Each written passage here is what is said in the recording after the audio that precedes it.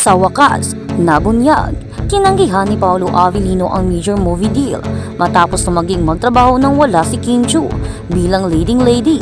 Nagulat ang mga fans sa kanyang matapang romantikong katapatan sa isang hakbang na nagdulot ng shockwave sa Philippine entertainment industry. Tinanggihan daw kasi umano ni Paolo Avellino ang isang napakalaking alok na pelikula at ang dahilan ay nahihilo o nag-iisip ang lahat. Tumanggi raw siyang gawin ang proyekto dahil hindi si Kim Chiu ang napili bilang leading lady niya. Oo, tama ang narinig ninyo.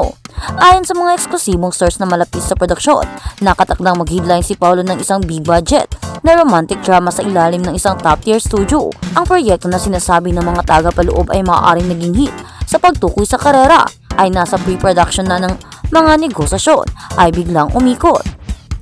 Ang papel ay ginawa para kay Paolo Avellino, isang insider revealed. Siya ang una at tanging pinagpipilian. Inaasahan ng lahat na sasabihin niya kaagad, ngunit nang malaman niyang hindi bahagi ng cast si Kim Chiu, nag-alinlangan siya. Pagkatapos ay lumaniw siya. My love will make you disappear. The Asian Cat. Ito ba ay professional na kagustuhan lamang o may higit pa? Bagamat marami ang pumupuri sa desisyon ni Paolo bilang tanda ng malalim na katapatan sa on-screen chemistry nila ni Kim Chiu, ang iba ay nagtatanong, is this about business or something personal? Sa mga nakalipas na taon, naging isa sa mga pinag-uusapang tandem sa local showbiz, sina Paolo at Kim. Ang kanilang hindi maikakaila na chemistry sa hit teleseryeng Linlang ay nagbunsod hindi lamang ng mga kritikal na papuri kundi pati na rin ng matinding espekulasyon ng mga tagahanga tungkol sa isang totoong buhay na pag-ibigan na namumulaklak sa likod ng mga eksena, lalo na pagkatapos ng high-profile na breakup ni na Kim Chiu kay Sian Lim. Mabilis na napunta sa social media ang mga tagahanga pagkatapos ng balita. OMG, Paolo Avellino choose Kim Chiu over money and fame. Ito ay isang love story sa sarili. Isang netizens ang sumulat.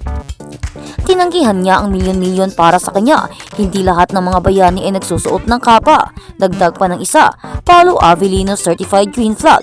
Kim, pakasalan mo na siya. Basahin ng isa pang viral post. Ang hashtag na, #Paolo for Kim only, ay agad na nag-trend sa buong bansa, kung saan libo-libong tagahanga ang nagpapahayag ng paghanga at suporta sa tinatawag nilang pinakaromantikong kilos sa showbiz ngayong taon. Ano ang kahulugan nito? Wala pang opisyal na pahayag si Kim Chiu tungkol sa ulat, ngunit sinabi ng mga source na deeply touched siya nang malaman niya ang tungkol sa matapang nakbang ni Paolo. Ang aktris ay nakatuon sa mga paparating na proyekto at pag-host ng mga gig, ngunit ang kanyang koneksyon kay Paolo, parehong professional at personal, ay tila lumalakas sa araw-araw. Si Kim ay palaging pinapahalagahan ang mga lalaki na gumagalang sa kanyang craft at pinapahalagahan ang kanyang presensya bilang isang artista. Sabi ng isa, source na malapit sa aktres, anong ginawa ni Paolo? Marami itong sinabi and yes, she knows about it. Habang ang kanilang mga management team ay patuloy na nanatiling walang imik sa tunay na katayuan ng kanilang relasyon. Ang mga tagahanga ay mas kumbinsido ngayon kaysa dati na mayroong isang espesyal na bagay sa pagitan ng dalawang bituin. Isang bagay na hindi lamang para sa mga kamera. Para kay Paolo, ang paglayo sa multi-million piso na tungkulin ay maaaring mukhang delikado, ngunit naniniwala ang mga tagaloob ng industriya na mapapalakas nito ang kanyang brand. Ang paglipat na ito ay magbubukod sa kanya, sabi ng isang analyst ng entertainment. Nagpapadala siya ng malinaw na mensahe. Hindi lang siya nandito para kumuha ng anumang trabaho. Pinapahalagahan niya ang tunay na koneksyon at tunay na pagkukwento, lalo na kapag kasama si Kim Chiu.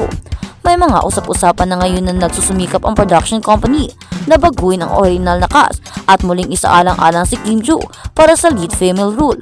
Ang ilan ay naniniwala na ito ay maaaring maging isang reverse power play, kung saan ang pagtanggi ni Paolo ay talagang muling hinubog ang proyekto. If that happens, it will not just be a movie, it will be a blockbuster love story born behind the scenes, said another insider. Kim Pao sweet moments sending fans into frenzied kilig. Mula ng kanilang pasabog na on-screen na pagpapares, ang Kim Pao ay naging isa sa mga pinaka-bankable na love team sa kamakailang kasaysayan. Isa man itong teleserye, palabas sa variety show o simpleng pakikipag-ugnayan sa social media.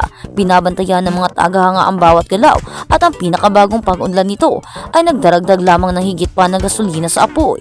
Kaya ano ang susunod para sa dalawa? Iminumungkahi ng mga source na kasalukuyang sinusuri ni na Paolo at Kim ang dalawang bagong script ng magkasama at nagpapatuloy ang mga negosasyon para sa isang palabas sa teatro para sa Araw ng Mga Puso 2026 na nagtatampok sa dalawang bituin. Kung totoo, ito ay maaaring maging pinakamalaking romantikong pelikula ng dekada. Lahat ay salamat. Masama alamat na ngayon na desisyon ni Paulo na manindigan para sa kanyang ginustong leading lady. Sa mundo kung saan madalas nauuna ang kasikatan bago ang damdamin, pinatunayan lamang ni Paulo Avellino na umiiral pa rin sa showbiz ang tunay na katapatan at maaring maging tunay na pag-ibig. At ngayon ang tanong na tinatanong ng lahat, ito ba ay isang professional na hakbang o ang pinakahuling deklarasyon ng pag-ibig? Mananatiling nakatutok dahil kung ito ay simula ng tunay na pag-ibigan ng Kim Pao, lahat tayo ay nanonood lamang ng unang eksena ng isang kwento ng pag-ibig na hindi natin alam kung kailan natin ito mahahanap. Kaya naman, marami ngayon ang sumaya para kina Kim Chiu at Paulo Avellino, lalo na sa desisyon na pagtanggi ni Paulo Avellino na ipinapakita lamang niya kung gaano niya kamahal si Kim at kung gaano kahalaga sa kanya ang dalaga. Ayaw niya itong masaktan at ayaw niyang isipin ito na baka ipagpapalit siya sa ibang babae o sa ibang love team. Dahil nga diba sa pagtanggi ni Paulo Avellino, malaking kawalan ito sa kanya, malaking pera ang kanyang binitawan at hinanggihan. Pero para kay Kim Chiu, ginawa niya ito upang ipakita kay Kim kung gaano siya kaseryoso sa dalaga at kung gaano katotoo ang damdamin niya para kay Kim Chiu.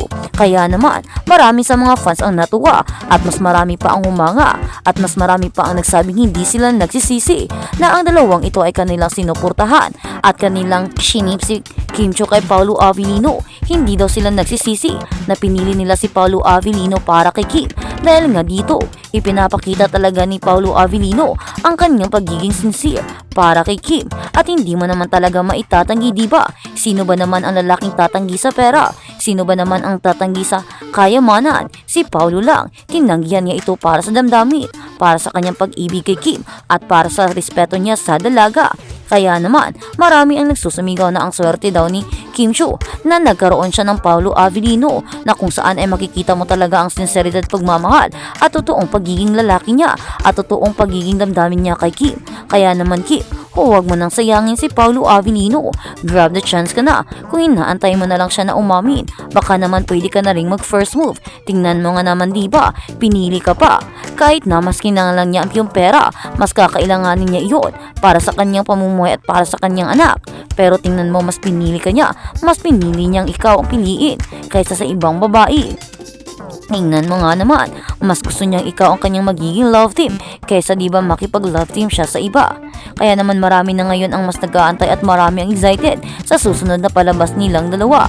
Marami na ang nag-aabang sa kung anong magiging upcoming projects nila, be it teleserye, drama or kung ano pa. Kaya naman Kim Chiu at Paulo Avellino, ipagpatuloy niyo lang ang kagalingan niyo, ang inyong pagiging mabait at magkakaroon